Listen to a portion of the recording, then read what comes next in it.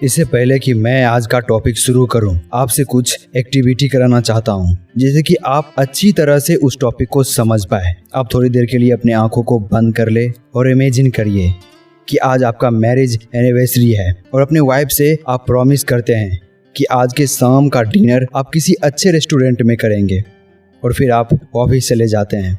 Office में आपका boss बोलता है कि आपको आज रात ऑफिस में ही रुकना होगा क्योंकि कई सारे काम पेंडिंग रखा हुआ है जिसे आपको पूरा करना है। उस समय आपके पास कई सिचुएशन आएंगे, कई सारे थॉट्स आएंगे कि क्या उसे अपने बीवी के साथ किया हुआ प्रॉमिस को छोड़ना चाहिए या फिर अपने बॉस की बात को मानना चाहिए।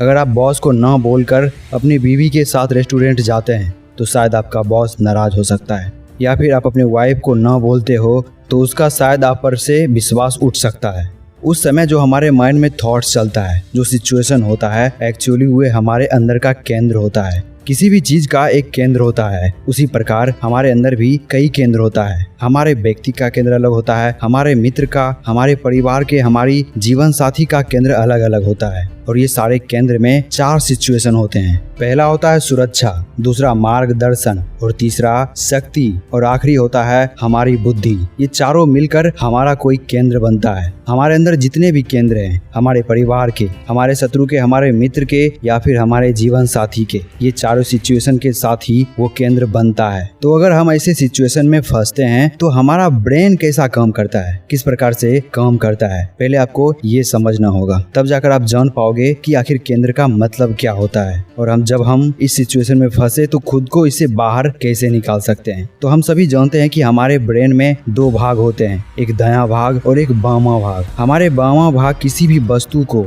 छोटे छोटे पार्ट में तब उस पर एनालिसिस करता है और उसे जानता है, लेकिन हमारे दाहिने भाग का ब्रेन किसी भी वस्तु को एक बार में उसका इमेज बना देता है, यानी कि उसके अंदर एक इमेजिनेशन पावर होता है। लेकिन हम सभी अपने जीवन में किसी एक का ही प्रयोग ज्यादा करते हैं, या तो हम बायां ब्रेन का करते हैं या फिर दाहिने ब्रेन को करते हैं। कभी भी दोनों को कंबाइंड करके एक साथ हम उसका इस्तेमाल नहीं कर पाते हैं, जिससे कि हम किसी चीज को प्रॉपर तरीके से उसका एनालिसिस नहीं कर पाते हैं। लेकिन हमारे केंद्र को आइडेंटिफाई करने के लिए हमारे दाहिने ब्रेन का ज्यादा इस्तेमाल होना चाहिए, तब जाकर हम अपने केंद्र को पहचान सकते हैं। हमारे केंद्र हमारे सिद्धांतों से कंट्रोल होता है, क्योंकि हमारा सिद्धांत ही होता है जो कि कभी नहीं बदलता है। हमारा उस पर विचार बदलता है, उस पर रवैया बदलता है, लेकिन वो सिद्धांत कभी नहीं बदलता है, क्योंकि हमारा सिद्धांत ही होता है जो कि ये सारे केंद्र को कंट्रोल करता है। हमारे सारे केंद्र हमारे सिद्धांत पर ही आधारित होता है। क्योंकि अगर आप ऐसे सिचुएशन में आप अपने जीवन साथी के केंद्र से देखते हो तो आपकी मुख्य चिंता आपकी पत्नी होगी। हो सकता है कि आप बॉस को बता दे कि आप नहीं रुक सकते, इसके बाद आप पत्नी को खुश करने के लिए उसे रेस्टोरेंट ले जा सकते हैं। और हो सकता है आप ये महसूस करें कि अपनी नौकरी बचाने के खातिर आपको रुकना पड़ेगा, जो कि जरूरी भी है। आपको अपनी पत्नी की प्रतिक्रिया से चिंतित होना पड़ेगा, उसकी निराशा और क्रोध से खुद को बचाने के लिए आप पूरी प्रयास करेंगे। या अगर आप धन के केंद्रित से देखते हो तो आपका मुख्य विचार काम करने के बदले में मिलने वाले ओवर टाइम होगा, या फिर देर रात तक रुकने के कारण भविष्य में वेतन वृद्धि मिलने की संभावना होगी। आप अपनी पत्नी को फोन करके उसे सिर्फ इतना बता सकते हैं कि आपको ऑफिस में देर रुकना पड़ेगा। आप यह मान लेते हैं कि आपकी पत्नी इस बात को समझ जाएगी। आर्थिक अवस्था को सबसे ज्यादा महत्वपूर्ण देना चाहिए, उसे ये शायद समझ में आ जाए। और अगर आप इसे ही शत्रु के केंद्र से देखते हैं तो आप इसलिए देर तक रुक सकते हैं क्योंकि आप जानते हैं कि इससे ऑफिस में उस व्यक्ति की तुलना में आपका पलड़ा भारी हो जाएगा जो सोचता है कि वह कंपनी का सबसे अच्छा कर्मचारी है। इसीलिए जब आप यह शत्रु बाहर मजे कर रहा होगा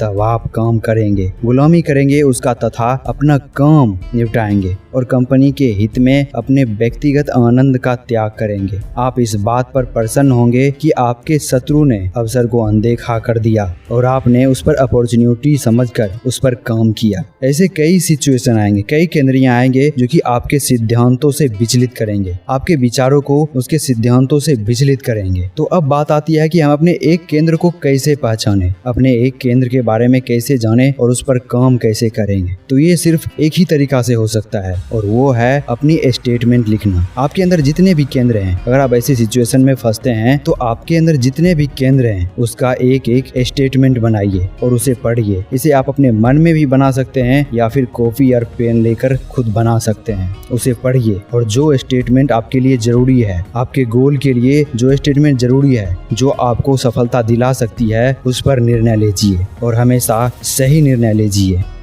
तो आज के लिए इतना ही, मिलते हैं किसी नए टॉपिक के साथ ही मैं जाते जाते आपसे ये कहना चाहता हूँ कि अगर आपने इस चैनल को सब्सक्राइब नहीं किया है तो सब्सक्राइब करके रख लीजिए ताकि आगे आने वाली सभी वीडियो आप तक सबसे पहले पहुँच सके।